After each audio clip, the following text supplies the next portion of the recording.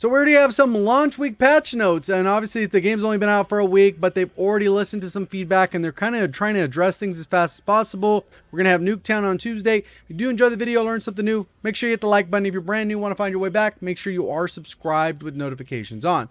So as we go through here, basically I want to thank a bunch of people. The Trello board, and this is kind of where you can go ahead and check to see if there's, issues in game and report issues if they're known by the studio. So a lot of times if you have an issue, I would check the board to see if other people have had the issue, because if they're already aware of it, then it kind of saves them a little bit of time, or your time that, hey, they're working on it, they'll get to it when they can, or you'll see kind of where it is on the priority list. Free Nuketown weapon bundle. Speaking of Nuketown, don't forget to redeem your free Nuketown weapon bundle before December 3rd, including a new epic weapon blueprint, 6 weapon charms, and a Nuketown themed calling card, sticker, emblem. Get all these details here. So if you're interested in that, obviously this article is going to be linked down in the description. So if you kind of want to read through on your own, or just want to skip around or read with me, you're more than welcome to. They do explain the seasonal leveling. Basically, on December 10th, your level is going to be reset back to level 1, Prestige 1, and then you'll be able to go up to level 1000. And by the time you reach the end of it, you should be like Prestige Master at 200, and then you get various tokens as you go along. I wasn't really seeing a lot of people complaining about the FAMAS or the FFAR, but obviously it got a nerf to kind of balance it out. They increased recoil, which more the side-to-side recoil. They didn't touch the vertical. Slightly reduced the max damage by 3.5%. They went from 28 to 27.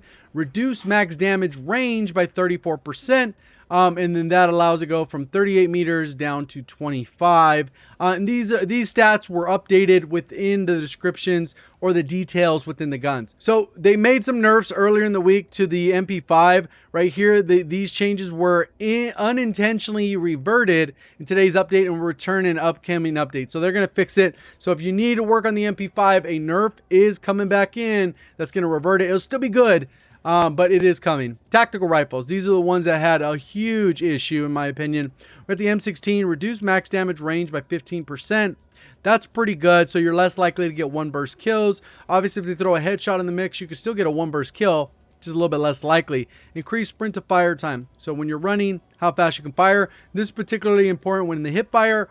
Slightly slowed movement speed while firing, and this is when you're strafing and firing, or hip fire and firing, how much your movement is. Slightly increased delay between bursts. They slowed that down, I think, by an extra 25 milliseconds. So a little bit more, so it's not just like it looks like a full auto gun as they spam it. Rebalance fire rate bonuses on barrel attachments. So some of the attachments will have individual changes. So instead of an increased fire rate by 17%, it might be 15%, but stacked with the other one. So it's kind of like a double nerf if you're already using that attachment. Slightly reduced effectiveness of laser attachments. So basically you're going to get less hip fire. The tactical rifle Charlie, this one is the AUG, reduced damage range by about 20%. That's a huge nerf. You were able to get one burst kills up to about 35 meters, even though the damage was up to 38. For you to get 3 bullets into a target at that range would be very inconsistent. So they brought it in line here, which should nerf it considerably, because then now maybe if they mess with some other stuff, it might be a little trickier, but that guarantees it so that you will not get a one burst kill beyond the 30.5 meters.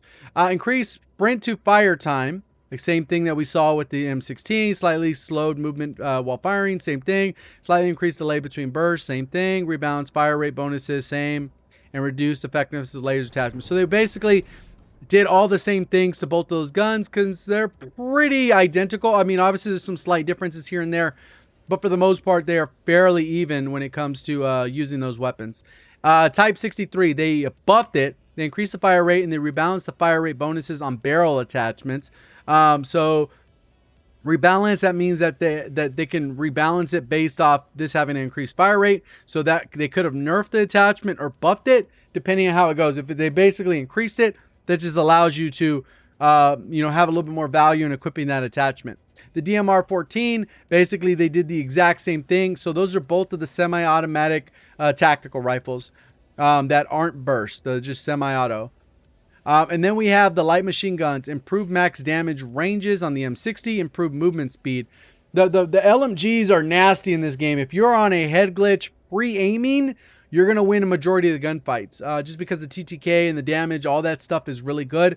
Obviously, they have a little bit more recoil, but one of the things that keeps them in check is the ADS speed. So it doesn't look like they've messed with that, just the movement speed. Snipers adjusted the sprint to fire times to account for early blend interruption, allowing via animation system. That doesn't even make sense to me. The effective sprint to fire time is notably shorter than it was is displayed in the gunsmith. We have plans to address the gunsmith readout in the future. So I guess they're having some issues with this where it doesn't show it properly, but the number, they just want to bring it down.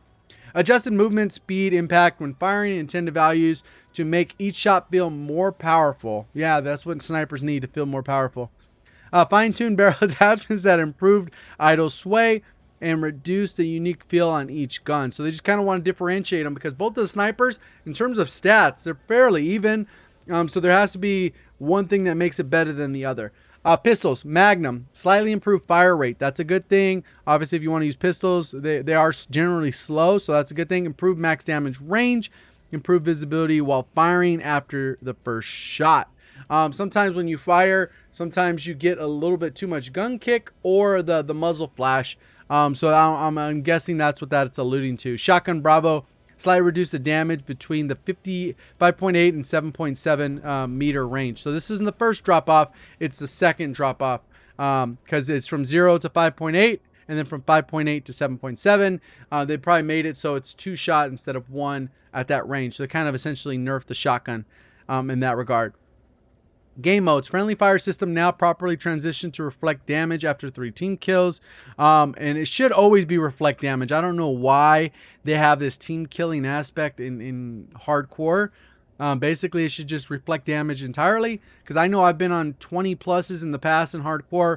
And they have this friendly fire system. Somebody steps into your crosshairs. And then literally, or they just shoot you in the back or whatever just because they're weird. So that's pretty bad. So it will transition to team kills so you won't get kicked. After 3 team kills, you're not going to get kicked. Just stay in the same lobby. But if you do any additional damage, you're going to hurt yourself. Address an issue with defusing the bomb could take longer than the intended 7.5 seconds. It needs to be lower because that's way too long for S&D. But it's good they fixed the issue that made it even longer than 7.5. Adjusted spawns for free-for-all to have a line of sight on another player before the match started. Score streaks. They did change a lot to the score streaks. This will probably be one of the bigger things impacted. Obviously, the weapon balancing is huge. But when it comes to score streaks, they reduced the amount of ammo from 5 to 4. 5 is just way too much for the combat bow. It should really be 3. It's only like a 2.5 kill streak with 300 score. Care package, they increased the cost by 200. Sentry, they reduced it by 200. So they basically swapped places for those. Napalm, it went up by 400. Reduced air patrol. This is the freebie. I guess just not enough people are using it. 500 less. Artillery is 500 more. Cruise missile for 900 more. That's a big jump. War machine, they ended up increasing that by 500. Attack helicopter, increased cost. They just need to figure this part out because it has a lot of issues. It says increased damage from 50 to 75 bullets, so it's more lethal. So it can kill in 2 bullets instead of 3. Increased health from 4,500, 500. I guess they're buffing it all right here. Duration of screen shake from bullet impacts. Okay, decrease that. That's kind of annoying. Sometimes you can be in a building and your gun's like this. It's like, I'm not even being hit. What's going on? Reduce the amount of helicopters will stay in one place before relocating, so they have a better chance to cruise the map. Reduce the VTOL. I'm surprised by that. VTOL is really good. Increase turret burst length and reduce cooldown time. They buffed it hard.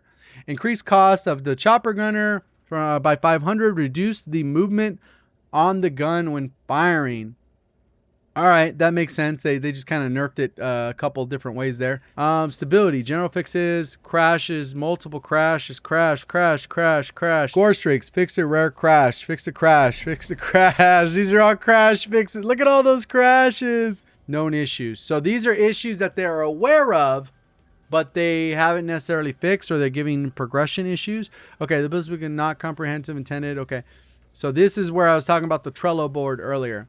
Multi-platform controllers, DualShock 4 may disconnect intermittently on PlayStation 4 system running on outdated system. Update your software. Progression after Prestige 1, the player's level in the upper right did not match the other one. Some visual issues can occur when level sequence. Friends icons are now displayed until the player accesses the menu of any game mode. Split screen visual issues can occur. Split screen is unavailable for zombies. They're aware of that, so they might be adding that later on if you want to just do a home split screen. Combat record. Elite eliminations of zombies are not currently being tracked in the combat record, so they plan to add that. Dirty Bomb team names after action report scoreboard are currently not tracking properly. In rare cases, detonating a dirty bomb may stay on the HUD longer than intended. Party leaders may receive "you left the party" after bringing their party back out of the main menu. Players are able to quick join a player that is marked as offline. All right.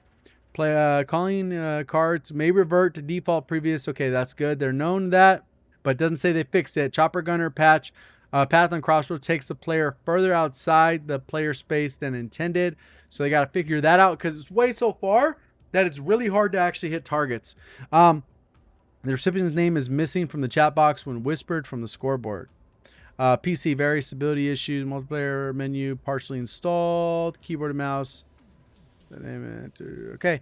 All right, that's pretty much it. We had a lot of changes here. Pretty interested to see how this will change some stuff.